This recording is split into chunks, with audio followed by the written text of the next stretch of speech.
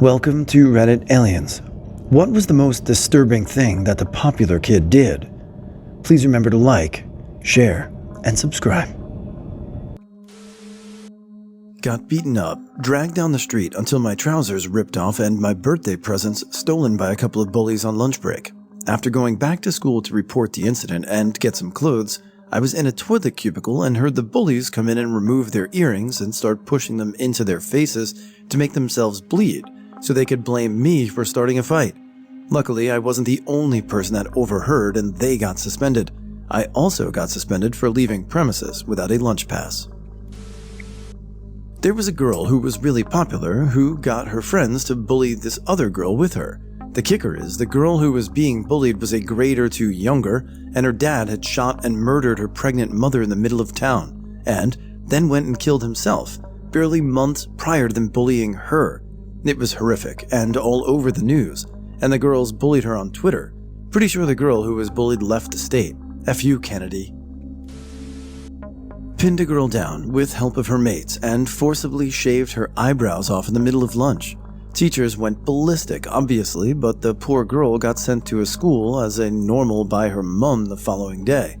Thankfully, one of the girls that's great with makeup did her brows for her every day till they grew in. The final straw was stealing an effing huge knife from food tech. It was never locked as the school was old AF and the doors were shitty. She had a fight planned after school with the new girl she had issues with prior to her starting. Thankfully, the police were quietly called and most of the year group told the office ASAP. She was marched out of class soon after. He locked my very drunk best friend in the bathroom with him at a house party. I wasn't there, but she said she was sobbing, begging for a ride home because she was going to miss curfew and her parents were very strict. He wouldn't drive her home or let her out of the bathroom until she blew him. This almost happened to me a year later. I was sick in the bathroom of a small house party. I was on the main floor alone and everyone was downstairs.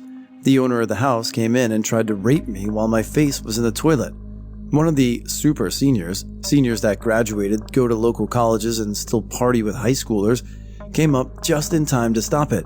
He took me back to his place, put me to sleep in his bed, and he slept on the floor. He lived with his parents, and his mom made me coffee and breakfast in the morning. Then he took me to my favorite Italian ice stand and drove me home.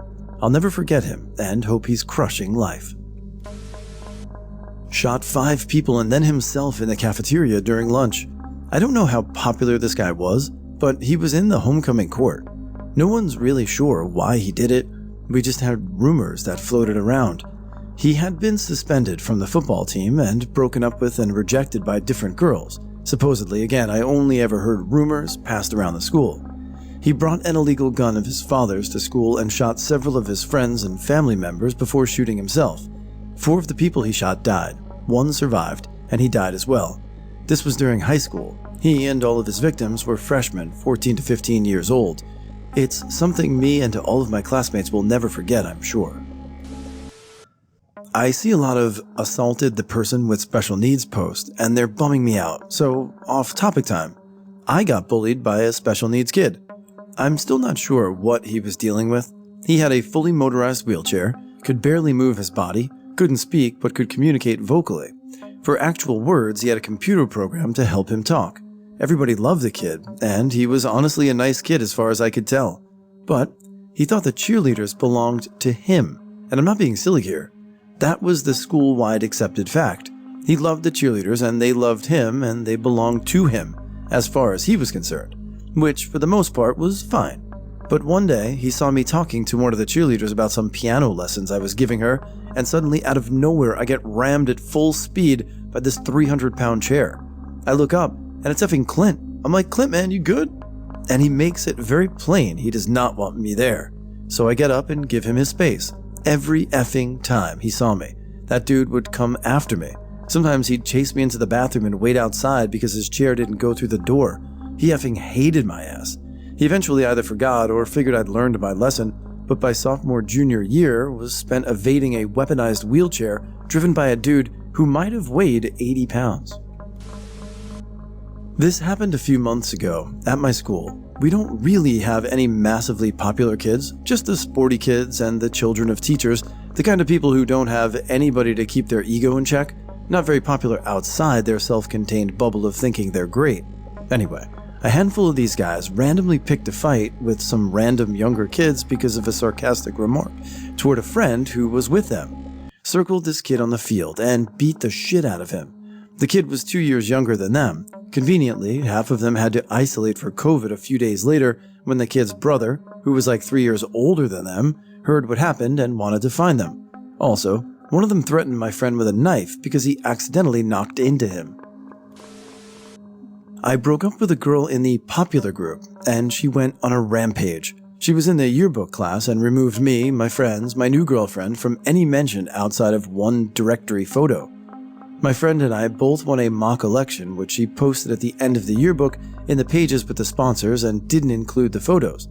She turned every girl against my new girlfriend and made anyone who talked to her on the outs so she wouldn't have any friends. I really didn't mind the other 100 things she did like that, but I still feel bad for the girl I dated after her. Her senior year was ruined, and she lost almost all of her friends. This one is great. 3 asshats, all super wealthy for the small town, spoiled and popular. They got away with a lot of really bad shit because their mommies and daddies were also pieces of shit who covered their asses and wouldn't teach them right from wrong. This was in middle school, had a special needs school right next door to it. There was a kid from there everyone called Jingle Bells because he would sing that song all the time.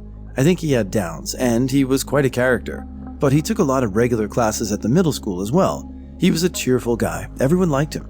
Well, one day, Jingle is walking down the hallway singing his usual tune, and the 3 asshats are there, who knows why. They stop him, steal his hat, throw it in the trash, and start tripping him and making him get back up so they can do it again. At first, poor Jingle thinks they're just playing, but then one of the morons tries to choke slam Jingle. See, Jingle didn't like people touching his neck, and he effing lost it. Sent all 3 to the hospital. Broken eye socket on one, broken wrist on the other, probably the WWE wannabe, and I shit you not, all left missing some teeth. But what about Jingle, you ask? Effer is doing great. Grew up fine, still works at the same Dollar Tree he started at in high school, and has been several years now. Still with his girlfriend he met in high school too. Doesn't sing anymore though, and seems always pissed off, which is a shame. Necessary background. Over the virtual year last year that my school did, one of the popular girl's boyfriends cheated on her with her best friend and got the best friend pregnant. Obviously, the popular girl and the guy break up. The 2 girls have a falling out, and the guy stays with the pregnant girl to try and be a teen dad. I go to the only public high school in the city. We've got kids from gated communities on the outskirts of the city to people that literally don't have running water in their homes. Also, our school has 3 lunches, one for each part of the upper building so the cafeteria doesn't get too crowded. On to the story. After the virtual year last year, the school was obviously crowded and tensions were somewhat high. For the first couple of weeks of school, everything was semi-calm, but things came to a boiling point about 6 weeks into the year. It was a Friday during 3rd lunch when it happened. A small fight broke out between 2 girls, and then another one started, and then another. And then the incident happened. The popular girl from our background info sees a chance in the chaos to attack the pregnant girl. There is a flight of concrete stairs right outside one of the doors to the cafeteria that leads down to the bus loading zone below, where pregnant girl is standing with baby daddy and their group.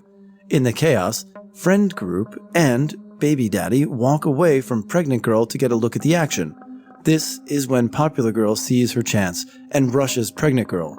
She pushes pregnant girl down the stairs right as baby daddy is coming back. He sees popular girl push pregnant girl and starts running at her. She goes down after pregnant girl and gets tackled by baby daddy. But not before she manages to stomp on pregnant girl's belly. After this, cops and EMS are called. Pregnant girl is rushed to the hospital, and the baby daddy and popular girl are detained and questioned. And I'm pretty sure the baby was fine. Thank God. This will be a long one, folks. Let me know if you think it was justified because everyone who saw it had very mixed views. During the England equivalent of sophomore year, one of the popular guys, I'll call Jay, was pulled out of class after being given a blue slip of paper by the runner, student who helps out reception for the day by taking notes to class. When he walked out, I turned back round to face the front of the classroom to see that my teacher's face had gone white. It turns out that the slips of paper are color-coded, so the teacher would have a rough idea what the note said without having to see the contents. Blue means death. Jay's mother had died of cancer. Obviously, this sent him into a bad place. He started to bully people when he had never done before. It was annoying, but people were more understanding compared to the average bully, as the news about his mother had spread like wildfire. We reached the last week of the year, and Jay was picking on one of the other guys in the year I'll call B. B was short, mouse-faced, and fairly unpopular after he had gone a bit stalkerish earlier in the year to one of the popular girls. Jay and B were trading insults back and forth until B uttered the words, "Well, at least my mum is still alive." Now, this happened during the first break, so around 11 a.m. From what I was told, a good 30 people were around at the time and heard what he said. One of my friends was there who told me this story, and he said how he had never seen a moment before where everyone just stopped what they were doing to stare and go into pure silence. Then Jay moved. He knocked B to the ground, grabbed his tie, and started dragging him across the ground as he started walking off. People followed. B was getting his arms damaged from being dragged across the ground and kept shouting at Jay to let him go. Jay eventually reached the hockey shed. Our hockey shed was basically a big metal cube around 30 feet away from the PE building. It was used to store all kinds of sports equipment, but was known as the hockey shed. Jay opens the door, throws B in there, and shuts it. He holds the door shut while B was slamming the door trying to get out. A couple of the guys ran off and came back with a big tree branch. They and Jay managed to place the tree branch in a way that one end of it was under the door handle and the other was on the ground, meaning that B was unable to open the door himself. After they had done this and stepped away to show it worked, Jay apparently turned to the crowd of students and said, "Nothing to see here." The knowledge that B was trapped in the hockey shed and why Jay had put him in there started to spread through our year group. I'm confident that at least 90% of our year had found out what happened before lunchtime, 1:30 p.m., and yet no one let him out. No one told the teacher. He was only let out after school by the hockey coach when they went to get the equipment for after-school club. B had been trapped in there for 4 hours. He had pissed in the corner of the shed because he was unable to hold it for that long. I can understand why Jay did what he did. However, I think the disturbing thing was the fact that everyone who knew kept silent. This was almost 150 students, some of which were unpopular or always got perfect grades, or people who had also been bullied by Jay over his mother's death. B really didn't have many, if any, friends at that point due to the stalking incident, and therefore there was no one who would stand up for Jay for him. Everyone kept silent. A decade later, and B is constantly sliding into the DMs of one of my friends who has made it very clear to him that she's not interested. Hopefully he doesn't start stalking her. To my knowledge, Jay is married and has a child. Hopefully he got some therapy. A group of popular guys held down a nerd in the school courtyard and sexually assaulted him. It was awful when I found out. I was in a group for Spanish with one of the kids who did it, so we were acquainted. I asked him if it was true. He basically told me in no certain terms he was involved but just watched. And it's okay because his dad knew people on the school board and he wouldn't get in trouble. Said it was okay because it wasn't his idea. Kid wanted attention from his dad, which, while sad, is still horrific. The school at the time was really into security. It disgusts me to this day to know that at least 4 security guards were outside in the area and didn't do anything. Not to mention at least 50 kids also being around. People saw and did nothing because it had gotten around while it happened. So someone saw and decided to spread rumors instead of help or tell. The kids didn't even get punished. Race had a factor too. Still makes me disgusted.